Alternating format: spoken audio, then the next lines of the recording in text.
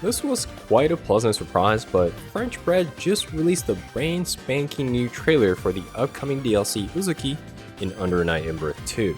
So I thought I'd check it out and do some analysis before we get to see the playable version at EVO. Since I just got the word for it yesterday, I'll watch the video without pausing, then do some detailed analysis afterwards. Alright, let's give it a watch.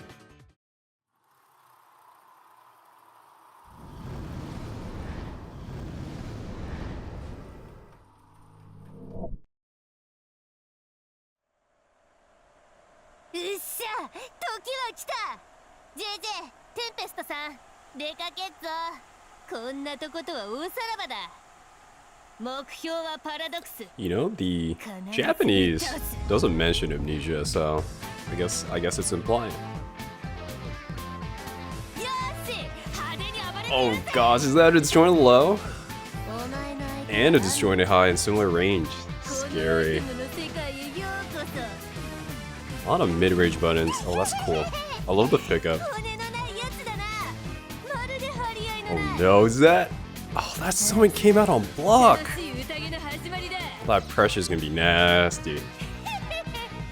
Oh, poor Kuon. I like how the ghosts are look so harmless and cute. The crazy hands going on with the crazy eyes. She sounds evil as heck. Maybe a little bit mentally unstable. But cool. Let's break it down. So I did a bit of lore checking on the wiki, and it seems like Uzuki is part of Amnesia, an organization which seeks to free the Hollow Knight from the controls of Lichtkreis. Sorry, I'm probably butchering that German pronunciation, and the Nightblade. She is one of the leaders along with Hilda and Chaos. But it seems like from the opening quote, she's about to leave the group with people named JJ and Tempest. Considering she only puts the San honorific on Tempest, I'm guessing JJ might be younger than her while Tempest is older. She also seems to have quite the disdain for Hilda as she specifically targets her. For people who don't know, Paradox is the alias for Hilda. By the way, this explains why Hilda is the first character that is getting hit by Uzuki in the trailer, and is followed by other members of Amnesia. Nice nod to the lore. Oh boy, there is a lot to unpack in the first sequence here. She starts out with a huge bonk to a finger snap skeleton. Can't really tell here, but if the attack is a low, that might give some problems for close range characters trying to dash in. It also seems high enough to catch assaults. It kind of reminds me of Hilda in Carmine's 2-2 low specials, where things just pop out of the ground with almost no warning.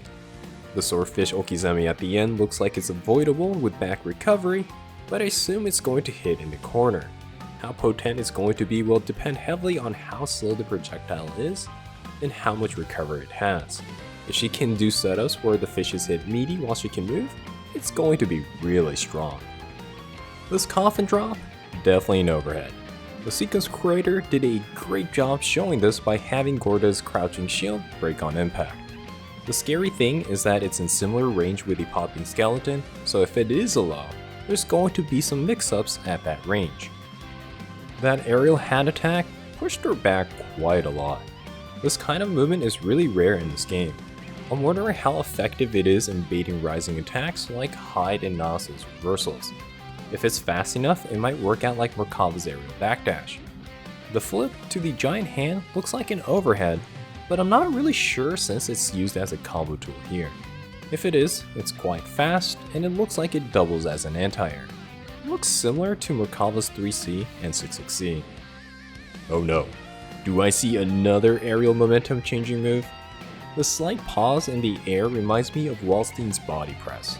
I think the question here is that, does it have a minimum height requirement, and is it a high? Depending on the answer, she might be able to do delay high attacks for some mix-ups. On the other hand, it might be similar to Li Chi's staff from Blade Blue. That coffin drop might be a stance where she gets to choose what to do afterwards. She could release bats or drop down for an aerial attack. By the way, I'm absolutely loving the bats. Excellent move idea with great animation. As a Merkava player, I am jealous of this move. Merkava's worms can be killed by hitting it or disappear if he blocks when not in Vorpal. This forward-moving rabbit not only cannot be killed, it still activates on block without vorpal, and it looks like it hits quite high. If the startup of the move is fast, it's going to be a terrifying attack in neutral. Let's hope it's not. Minor detail, but this jump animation, which I assume is the follow-up move to this tail attack, has a really nice look where she tucks into her hat. Also, the dinosaur fish skeleton summon reminds me of Blade Blue Izanami's ghost attacks and is giving me PTSD flashbacks. I first imagined her as a cross between a necromancer and a witch, but after this trailer, I'm leaning towards magician more than a witch. She's pulling things out of her top hat, summoning rabbits, and doing flashy stunts and poses. Regarding gameplay, she seems to be a mid-range character with tricky movements and projectiles. In my opinion, she looks like a mixture of Nanaset range and projectiles, along with Hilda-like mix-ups. Overall, intriguing design. I love how all of her attacks in the trailer are summons or weapons, so there's huge variety in both mechanics and visuals. I'm really looking forward to trying her out, and I hope you guys are too. Anyways, let me know in the comments what you think. Alright, until next time, have fun with fighting games.